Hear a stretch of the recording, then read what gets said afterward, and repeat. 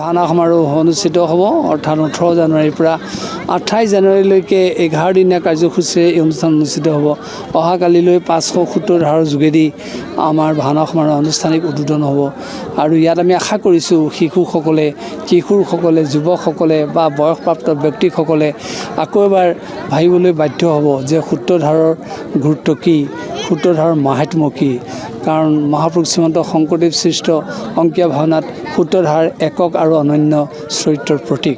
সেই সূত্ৰধাৰে আমাক নৈতিক আধ্যাত্মিক শিক্ষা দিয়ে, সদাচাৰী জীৱনৰ শিক্ষা দিয়ে, সংযমী জীৱনৰ শিক্ষা দিয়ে। আমাৰ গ্ৰাম্য জীৱনৰ পৰম্পৰাত গাঁৱৰ মেল মোকদমা অনুষ্ঠিত হওঁতে মুখিয়াল ব্যক্তিসকলৰ ভিতৰত অন্যতম সূত্ৰধাৰ।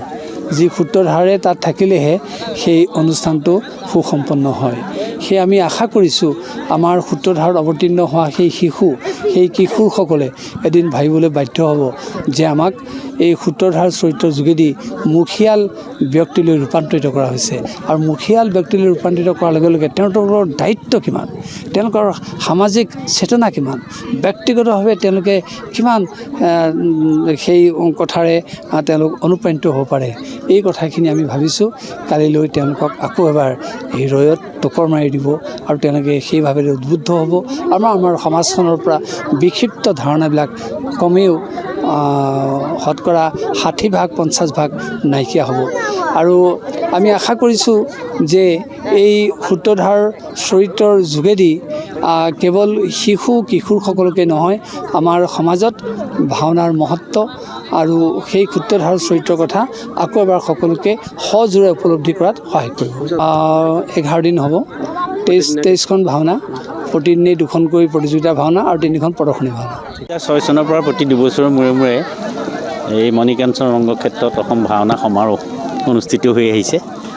ইয়াৰ আগতে প্ৰতিযোগিতা হৈছিল যদিও সমাৰোহ শব্দটো কিন্তু আমাৰ ইয়াতে আমাৰ পৃষ্ঠপোষক পীতাম্বৰদেৱ গোস্বামীৰ মুখৰ পৰা বেকত হৈছিলে। আমি সেই সমাৰোহ শব্দটো ৰাখিলোঁ। এতিয়া দেখিছোঁ গোটেই অসমতে সমাৰোহ হৈছে।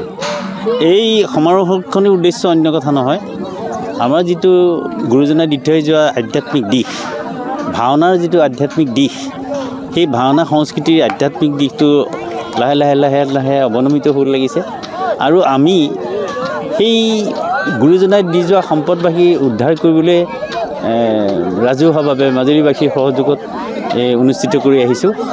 এইবাৰো 18 জানুৱাৰীৰ পৰা 28 জানুৱাৰীলৈ আমাৰ ভাওনা সমাৰোহ অনুষ্ঠিত হ'ব। ইয়াত এতিয়াও মানে এই মুহূৰ্তৰ পৰা ইতিমধ্যে মানুহৰ সমাগম ঘটিছে, যাত্ৰী সমাগম ঘটিছে আৰু এই ভাওনা সমাৰোহটো এটা মহোৎসৱলৈ পৰিণত হৈছে।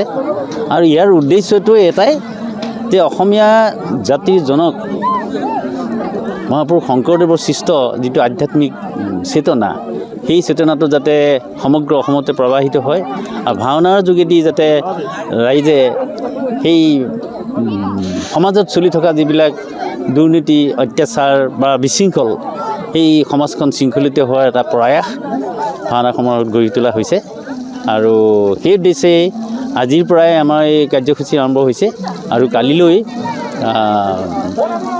500গৰাকী সূত্ৰধাৰৰ নৃত্যৰ দ্বাৰাই এই ভাওনা সমাৰোহ আৰম্ভ হ'ব আৰু বিভিন্ন ধৰণৰ আমাৰ ইয়াত কাৰ্যসূচী আছে। মইনা পাৰিজাতৰ কাৰ্যসূচী আছে, মহিলাসকলৰ কাৰ্যসূচী আছে আৰু সংগীত নাটক একাডেমীৰ তৰফৰ পৰা এটা ছেমিনাৰ আছে। তেনেকুৱা ধৰণৰ কাৰ্যসূচীও আছে আৰু প্ৰদৰ্শনী আছে আৰু এইসমূহ সম্পাদনা কৰোঁতে বা সেইসমূহ ভাওনাৰ এই যিটো আয়োজন, এই আয়োজন কৰোঁতে অসমৰ বিভিন্ন ঠাইৰ মানুহে দান বৰঙণে উৎসাহ দিছে। আমি সকলোলৈকে ধন্যবাদ জনাইছোঁ, কৃতজ্ঞতা জনাইছোঁ আৰু ৰাইজলৈ অনুৰোধ জনাইছোঁ, আহক ভাওনা সময়ত আমি একেলগে বহি গুৰুজনাৰ সৃষ্ট এই আধ্যাত্মিক চেতনা সমগ্ৰ অসমতে বৰাই দিওঁ। সমাজখন শৃংখলিত হওক, সমাজখন সংগঠিত হওক, সমাজখনত শান্তি বিৰাজ কৰক, এয়ে আমাৰ আশা।